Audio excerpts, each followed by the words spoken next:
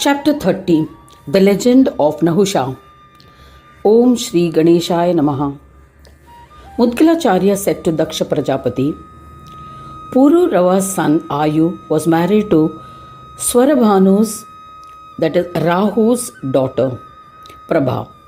He begot 5 valiant and lustrous sons. The eldest was Nahusha. His prowess was comparable to Indra. He defeated all kings and performed 100 yajnas, Ashwamedha yajnas. Hence, Indra panicked, but he was unable to vanquish Nahusha. Indra had no other alternatives but to wait patiently for an opportunity. Meanwhile, Gautama placed a curse on Indra for defiling his wife. Consequently, Indra was deprived of his kingdom.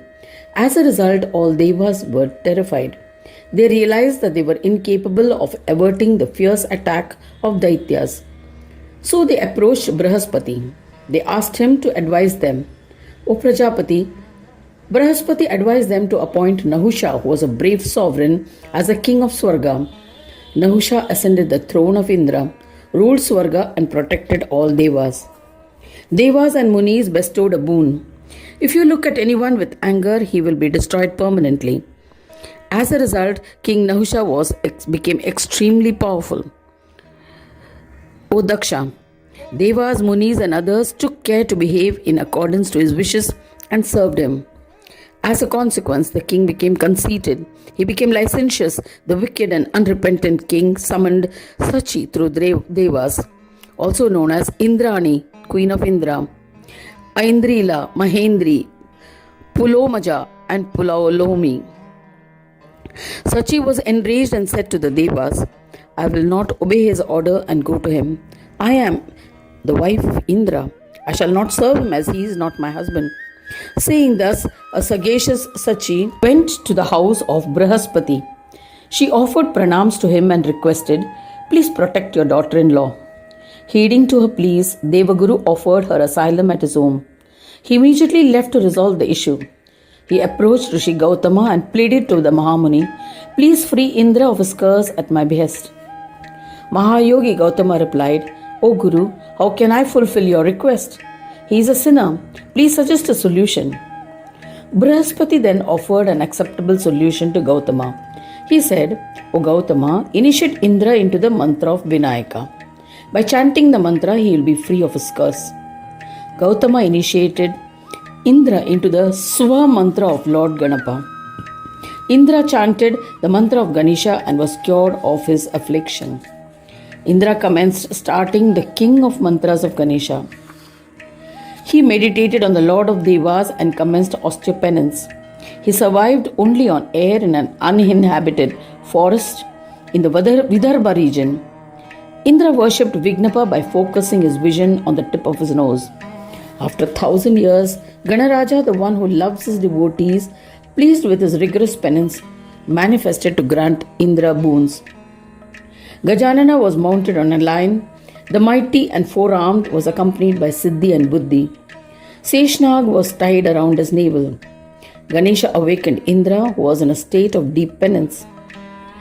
He said, O Indra, ask for what you desire and I shall grant it to you. I am pleased by your penance. Indra bowed to him with devotion. When he managed to calm his excited mind, he sang praises of Gajanana according to his capabilities. Indra extolled, to Ganadyaksha, bestower of Siddhis, to the devotees, I bow to you. To the Lord, to Heramba, to Vinayaka, I bow to you. You are the primal cause of all.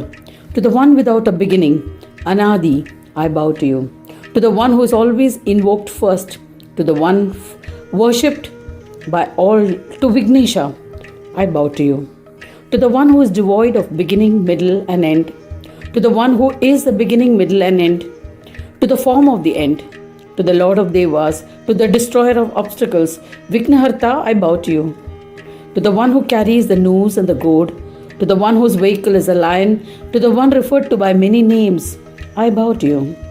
To the creator of obstacles, to the non-devotees, to the one who always lives in Swanandaloka, to the Lord of Siddhi and Buddhi, to the one who carries the Seshnag around his navel, I bow to you. To the form of Brahma, to the bestower of divinity, to the compassionate Brahma, to the one who bestows Dharma Artha, Kama, and Moksha, I bow to you. To the Absolute One, to the Purana, to one who understands the sentiments of all, to the bestower of absolute bliss, to the Creator, to the Preserver, to the Destroyer, to Ganesha, I bow to you. To the one who is subtler than the subtlest, to the one who is the grossest among the grossest, to the one who is the undifferentiated form of the gross and the subtle, to Lambodara, I bow to you. How can I praise you enough? You are the eternal embodiment of peace in this world. Therefore, I only prostrate to you. Be pleased, O merciful one, my salutations to you. Mudgalacharya continued the narration. Hearing such praise and pleased with the devotion of Indra, Ganesha said to his profound devotee, he said, O Indra, your stotra will be capable of bestowing the enjoyments and liberation. It will fulfill the wishes of the readers and listeners. O intellectual Indra, strive to recite this stotra every day to be free of obstacles. Ask for whatever you desire in your mind. O illustrious one, I am pleased with your devotion and stotra. Hence I shall grant it. There is no doubt. Indra offered pranams and said, O Ganadisha, please make me free from obstacles and reinstate me to my position of Indra. Lord, grant me steadfast devotion at your feet. My salutations to you. Grant that this pilgrimage place becomes famous as Ganapati Kshetra. The Kshetra has been purified by the imprint of your feet. It will grant fulfillment of all desires of devotees. Anyone who bathes in this holy place will ascend to Swananda. O Vignapa, grant that this holy sanctum, Kshetra of Ganesha, located in the Kadamba village, will grant fulfillment of all desires and will be famous by your grace. Granting these boons, Lord Ganesha said, Tathastu, and disappeared. Indra invited the Brahmins to install an idol of Ganesha at that location. O revered one, Indra stayed there and performed puja of the idol. He immersed in meditation and sang bhajans of Gananayaka. Mudgalacharya continued the narration to Daksha. He said, O Daksha, listen to the heroics of Nahusha. Ganesha started creating obstacles in the path of Nahusha. Nahusha said to Brihaspati, O Guru, Indra must be dead. There is no doubt about it. He is not seen by the subjects. So hand over Indra's wife Sachi to me. An infuriated Brihaspati said, you should go to a Sachi in a palanquin with Brahmin as the bearers. Indra has pampered her by providing her with different types of vehicles. She wants a unique vehicle every time. So follow my instructions. A conceited Nahusha agreed. The wicked summoned and forced several Brahmins to be the bearers of his palanquin. Seeing the plight of those Brahmins, sage Atri's son Durvasa arrived. Nahusha ordered Durvasa to join the palanquin bearers. Nahusha was eager to reach the palace of Sachi as soon as possible. He commanded the bearers, faster, faster. Sarpadhvam is a Sanskrit word. Sarpa means snake. Sage Durvasa was infuriated. He pronounced a terrible curse on the king. O evil one, O lowly king, you shall become a snake and fall onto the ground. The moment he uttered these words, the king was denuded of arrogance. He reverentially bowed to Sage Durvasa and pleaded humbly, O compassionate Brahmin, please provide me with the antidote to the curse. Have mercy on me. I am deserving of contempt as I have shown disrespect for a Brahmin. O Mahamuni, since I have been blinded by infatuation, I behaved in this manner. Please grant me redemption. The eminent sage Durvasa realized that he was repenting his deeds and compassionately said, O king, in your lineage, Yama, Dharmaraja, will incarnate as Yudhishthira. You take his darshan. Thereafter, listening to the knowledge preached by him, you will be freed of this curse and attain salvation. There is no doubt about it.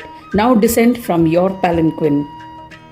A king should always revere Brahmins. He should also exhibit respect towards others.